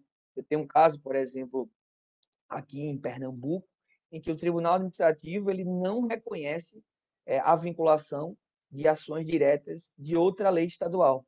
Pode ser exatamente o mesmo assunto, tá? Pode ser exatamente o mesmo assunto, mas não sendo a legislação de Pernambuco, o entendimento é que o Tribunal Administrativo eles não estaria vinculado àquela decisão. Isso é muito ruim do ponto de vista sistêmico, porque o resultado disso vai ser a manutenção de uma cobrança que certamente vai ser derrubada no âmbito judicial, gerando, como o doutor Giuseppe falou, ônus para a Fazenda Pública em relação a honorários advocatícios. Então, eu acho que é premente esse diálogo entre o direito processual, na questão dos precedentes, com o direito material da administração tributária. Então, isso é importante. Daí a necessidade de estabelecer esses procedimentos, porque vai evitar também algumas inconsistências, como divergências interpretativas, como a questão da modulação dos efeitos. Tem um aspecto que eu gosto muito de contar e chamar a atenção, que nosso sistema de precedentes, entre aspas, ele é recente, né? Nosso sistema ele precisa amadurecer bastante em relação a isso. Um exemplo claro disso é uma prática que é comum nos tribunais superiores. Ora, normalmente você tem o voto condutor de um julgamento e um voto vencido. E aí, a análise daquele precedente, ele parte do voto vencedor daquele julgamento, voto condutor, que deveria externar a opinião, a ratio da maioria daquele colegiado. Qual é a prática hoje no Supremo Tribunal Federal? Múltiplos votos de cada ministro em determinada da matéria. Isso, do ponto de vista prático, gera um caos na interpretação do precedente. Porque eu tenho um julgamento por 6-5 e eu tenho 11 votos no processo, no acórdão.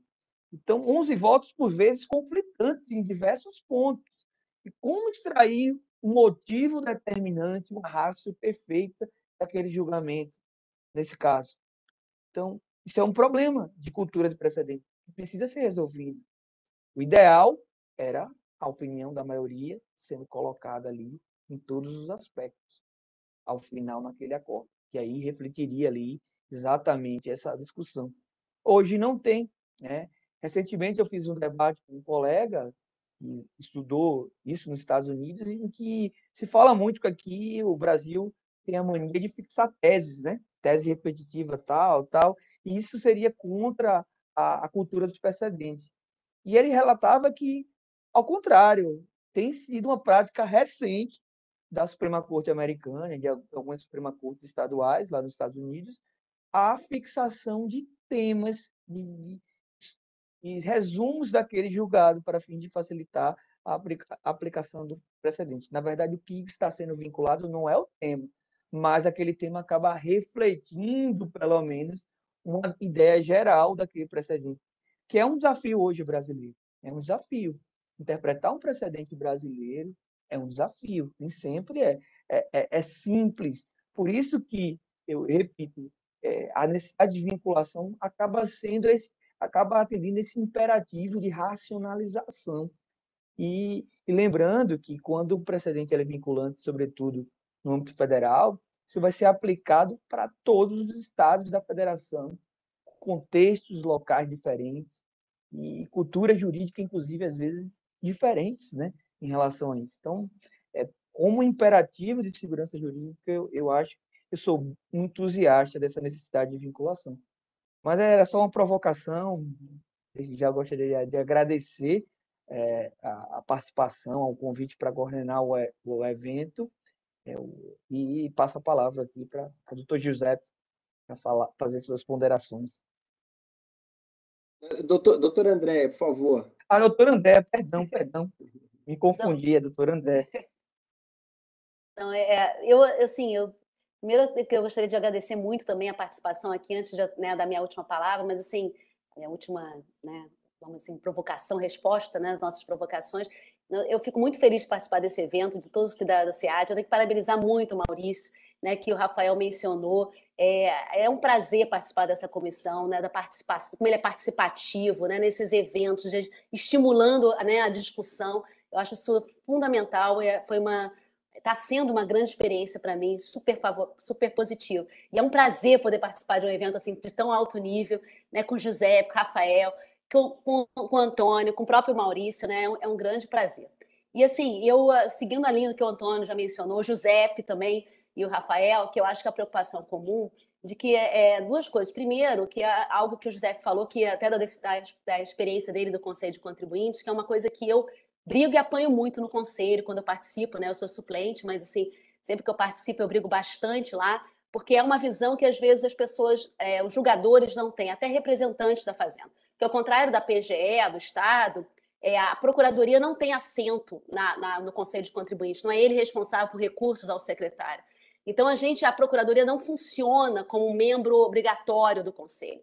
Isso é um diferencial que muda muito a sistemática, né? Então, hoje tem 2 procuradores no Conselho como representantes da Fazenda, um titular e um suplente, né? Eu sou a suplente. Então, assim, isso é uma mudança, porque a maioria dos representantes da Fazenda são fiscais de renda.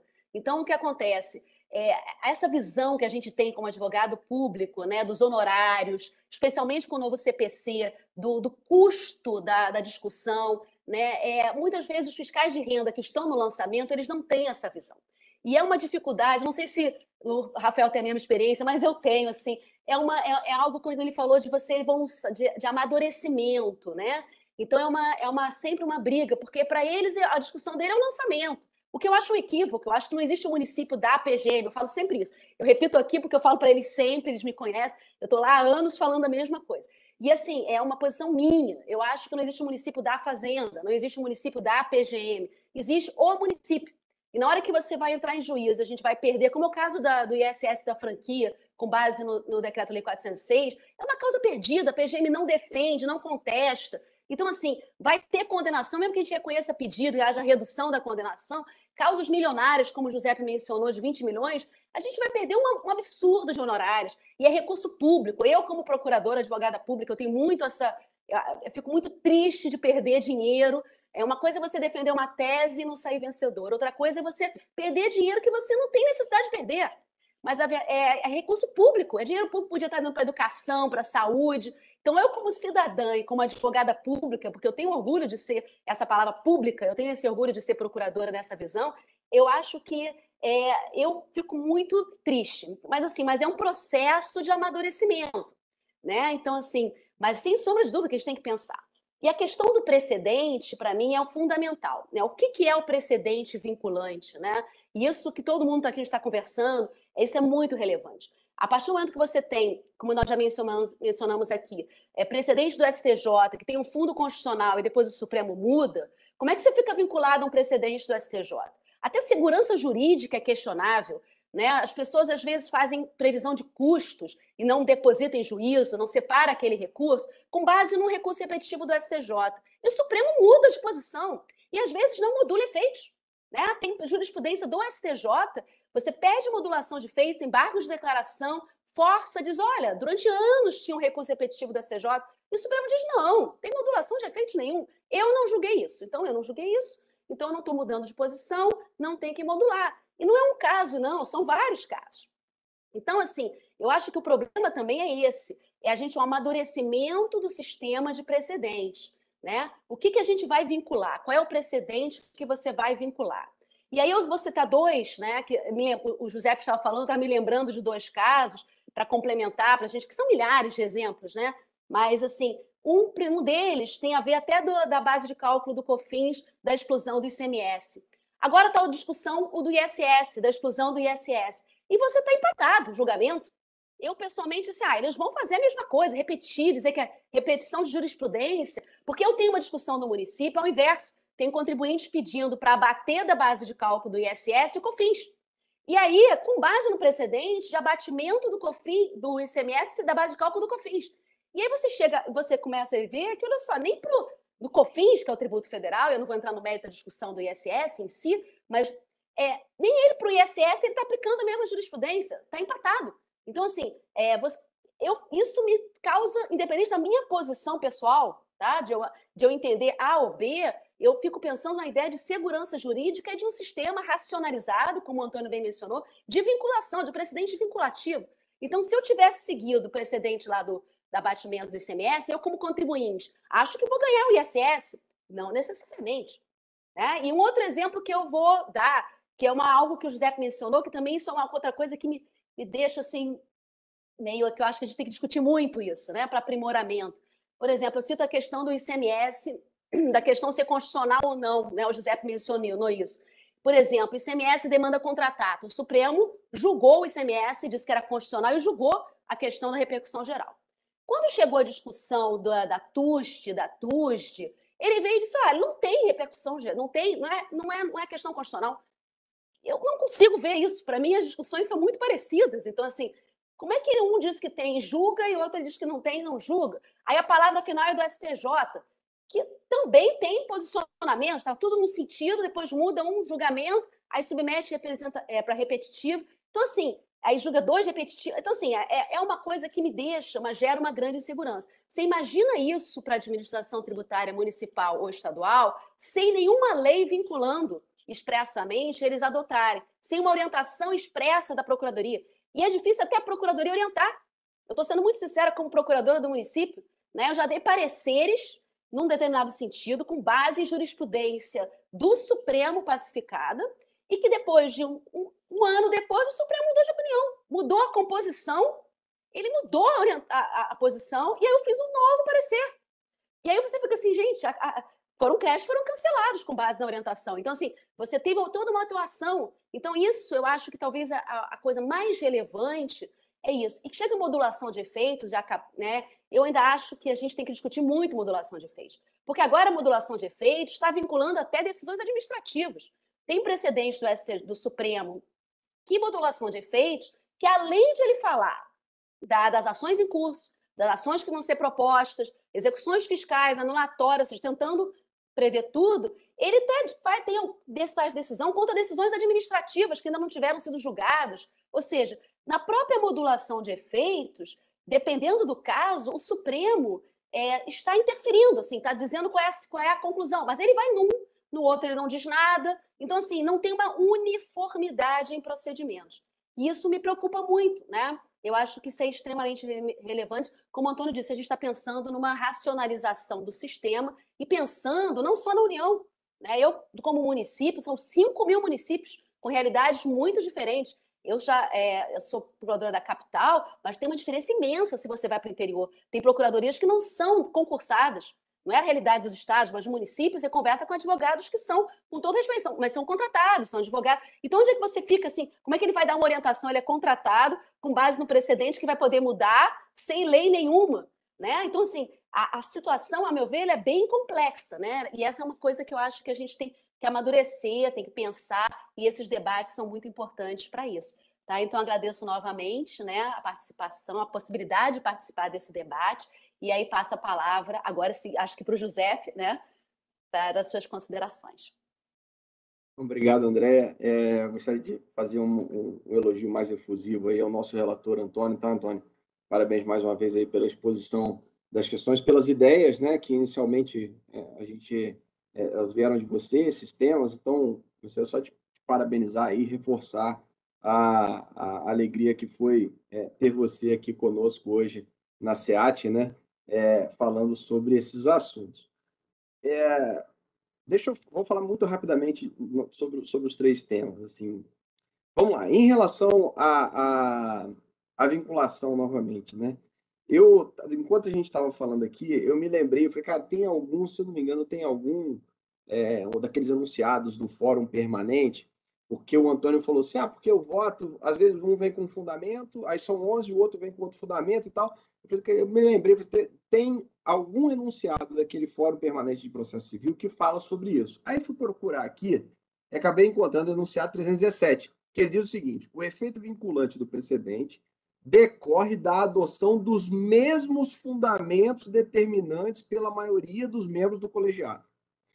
Aí eu lembrei, não sei se você vai se lembrar, Antônio, que atua mais na esfera federal, de uma discussão da incidência das contribuições da CPMF e da CSLL sobre exportações. Lembra? A discussão deve ter sido julgada lá em 2015, 2014. Mas fato é que aquele julgamento, em especial da CSLL, que era mais relevante, se a gente, aí começa a loucura, né? Assim, o CPMF foi favorável ao contribuinte, porque, em tese, toda a receita que entra de exportação teria que pagar CPMF, então a contribuição estaria incidindo sobre a receita de exportação, portanto, o Supremo declarou inconstitucional. Mas quando você foi para a CSLL, o lucro decorrente das vendas de exportação não seriam tributados pela CSLL, e o Supremo julgou constitucional a questão. Dos 11 ministros, ficou 5 para um lado e 5 para o outro. E aí, quem desempatou esse negócio foi o Joaquim Barbosa. E quando você pega o voto do Joaquim Barbosa, ele diz o seguinte: olha, ele concluiu pela constitucionalidade da incidência. Mas ele falou, eu não concluo pela constitucionalidade da incidência com base nos argumentos da Ellen Grace, que era relatora. Ele concluiu com base num fundamento que só ele levantou. Então você fala assim, gente, mas beleza, e aí, como é que vai vincular, então, se o precedente tem que ser, você tem que ter uma uniformidade, né, de fundamentos determinantes, como é que você vai utilizar um precedente desse para vincular, né? Então, esse é um ponto que eu gostaria só de lembrar. Sobre o 170A, a André tocou num ponto na primeira exposição dela, na primeira parte da exposição dela, que é muito importante, assim, o NJP. Eu acho que esse, sinceramente, assim, muito francamente, NJP e transação tributária, para mim, é o futuro da nossa atuação. Advocacia privada ou advocacia pública, né? Porque não faz sentido a gente continuar nessa discussão, a continuar nesse contencioso insano. Uma taxa de represamento de mais de 80% na justiça em relação às execuções fiscais. A juíza 100 resolve 12, resolve 15 num ano. Qual é o sentido disso? Então, se a gente vai olhar para a possibilidade de ter um instrumento onde a gente vai resolver a questão antes ou muito rapidamente durante o litígio, que assim o façamos, né? Aí trazendo a minha experiência concreta, eu tenho 17 anos de advocacia. Embora a tutela de evidência tenha surgido como instituto agora no CPC de 15, o Pepe lembrou bem, o ministro Fux escreve disso há muitos e muitos anos. Eu acho que foi um dos primeiros livros dele, foi sobre isso, né? Tutela de segurança, tutela de evidência. Mas fato é que, nas tentativas que eu tive de aplicar a tutela de evidência, de duas uma, ou o juiz fingiu que não existia, passou batido, o processo continuou, ou ele falou, não tem perículo in mora, então não vou apreciar agora. Mas, gente, a tutela de evidência não exige perículo in mora. A gente... Então, são coisas assim que óbvio, o Instituto é novo, a gente passa por adaptações, né, e tal, Mas o que eu sinto eu não tive até agora, diante de todas as possibilidades que eu achei que era a hipótese de colocar nos autos do processo a possibilidade de a gente resolver via tutela de evidência, em nenhuma delas saiu decisão relacionada à tutela de evidência, com a mínima possibilidade de a gente estabilizar, né? Então, se não tem tutela de evidência, não tem como estabilizar. Então, vamos em frente. Bom, isso era em relação a esse ponto que eu gostaria de falar do NJP. E em relação ao 170A, só uma reflexão que eu faço para vocês e fazendo um comparativo com uma outra situação. Taxa Siscomex. A Receita Federal diz, olha, taxa Siscomex não é tributo, é um preço público. Aí o Supremo vem, diz e fala, não, taxa Siscomex é tributo. Se é tributo, tem que respeitar os princípios, né?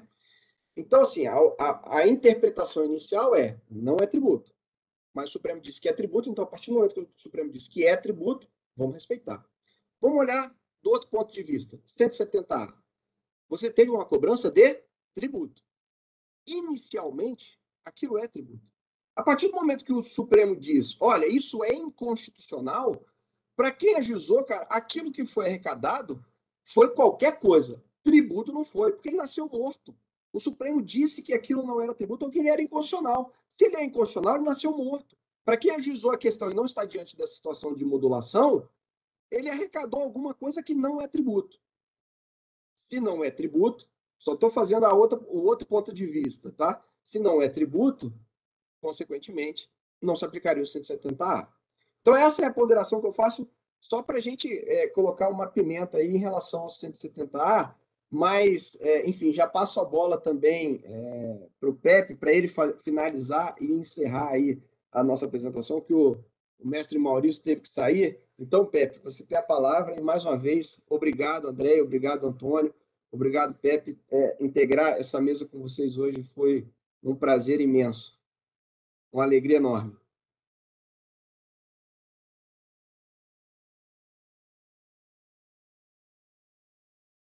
Aqui um problema logístico aqui no celular.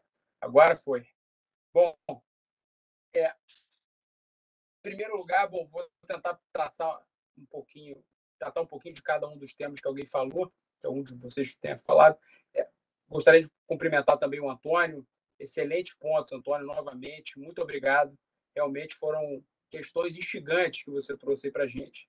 E, em primeiro lugar, primeiras damas, né? Eu queria bater palmas para a Andréia, realmente, como procurador do Estado, como advogado e como cidadão também. Não me seduz a ideia de ficar desperdiçando dinheiro público. Tá? Então, acho que a gente tem que pensar nisso, nessa questão dos precedentes, como um custo, que é o que a gente tem falado, lá na frente no litígio. E é importante conscientizar a administração tributária de que essa é a nossa realidade. Nós temos também essa dificuldade no Estado. É difícil, não por culpa dos fiscais, não é um comentário depreciativo, mas é porque não faz parte da realidade deles. Mas para a gente faz parte da nossa realidade e a gente tem que explicar para eles que tudo que eles fazem, se é alguma coisa que vai de encontro ao que o Supremo ou o STJ já decidiram de maneira pacífica, realmente é um problema futuro para a Procuradoria, um litígio de anos, de décadas, talvez, e que lá no fim a gente vai perder e vai custar mais caro. Então, isso é um processo de conscientização. Agora, sobre a confusão que se faz nos tribunais superiores, eu sempre me lembro daquela questão do PIS/COFINS sobre sociedades uniprofissionais. Sempre me lembro daquilo. O STF ele tinha uma súmula do STJ, súmula 276 do STJ, que vedava a cobrança. O STF veio e falou, não, pode cobrar. Aí pediu-se a modulação. O STF falou exatamente isso que você disse. Olha, isso aqui eu nunca decidi. O STF tinha decisões dizendo que era competência do STJ. E o STJ decidira em súmula que não Exatamente. podia. É inacreditável. Deixa eu fazer um parênteses, porque você tocou no ponto, cara. Era isso que eu estava pensando, era esse precedente quando eu falei que eu estava pensando. E na mesma linha desse, só para aproveitar o gancho, assim, que eu acho que é bem oportuno, na mesma linha desse, cara, salário maternidade. O STJ já tinha falado, incide, tem contribuição. Aí o Supremo, isso daqui não é matéria minha, e devolvia para o STJ. Aí, de repente, chega alguém, alguma alma santa lá, fala, não, agora a questão é constitucional, antes não era, agora é. E mudou completamente a orientação de todos os tribunais do país e do STJ também. Aliás, isso é algo inusitado, né? Porque se a gente pegar outros dois temas, não sei se vocês vão lembrar, aquela contribuição sobre nota fiscal de cooperativa, o Brasil inteiro, os 5 TRFs e o STJ falavam que tinha contribuição, unânime. Chega no Supremo, o Supremo muda, quer dizer, julga ao contrário, e por unanimidade também. Porque não é possível que todo mundo estivesse errado. Isso aconteceu não só com isso, né? A IRPJ CSL sobre Selic agora também foi unânime. Na verdade, tiveram dois ministros, mas que fizeram alguma ponderação lá em relação ao conhecimento, mas no mérito foram favoráveis à não incidência. Então, unânime também, o Brasil inteiro julgando contra, aí o Supremo vai, não, agora está todo mundo errado, certo, é o Supremo 11-0 contribuinte. Ótimo, né? Mas, enfim, só para ilustrar a insegurança, que eu entendi muito bem o que a André quis dizer, assim, que é muito difícil, né, vocês que têm a caneta, de dar um parecer para os fiscais e falarem, amigos, vamos assim daqui para frente, né? Mas, enfim, desculpa, Pepe, só porque eu achei a observação oportuna.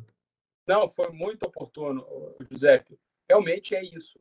E o precedente, quem gosta de falar isso sempre é o ministro Luiz Roberto Barroso, o precedente ele tem um valor em si mesmo. Você tenta explicar isso para um norte-americano, é praticamente impossível. Foi aquilo que o Antônio falou. A forma como nós fazemos o nosso só um segundo. A forma como nós fazemos a nossa composição dos acordos também é muito difícil. É a forma que a gente chama de seriatim. Então, cada um dá uma opinião. Esse exemplo que você deu foi emblemático, Giuseppe. A gente tem que pensar em mudar isso para a forma Percurian, que é exatamente isso que o exemplo que o Antônio deu. Lá nos Estados Unidos, o relator, o Justice, lá que é o responsável pela opinião, o cara escreve uma opinião que congrega a opinião de todo mundo. Se tem alguém que discorda, o cara faz uma dissenting opinion. Se tem alguém que concorda, mas não por aqueles fundamentos, o que é raro, ele faz uma concurring opinion. Então, aquilo ali funciona de uma maneira muito melhor. Por quê? Porque como é que você extrai o precedente? É da ratio decidendi. E da ratio decidendi, se você tem um voto só, é obviamente muito mais fácil de você compreender toda a extensão do precedente em relação a um acordo que tem um monte de votos misturados, às vezes com as notas taquigráficas que entram no meio dos votos. Então, assim, realmente é uma dificuldade extrema.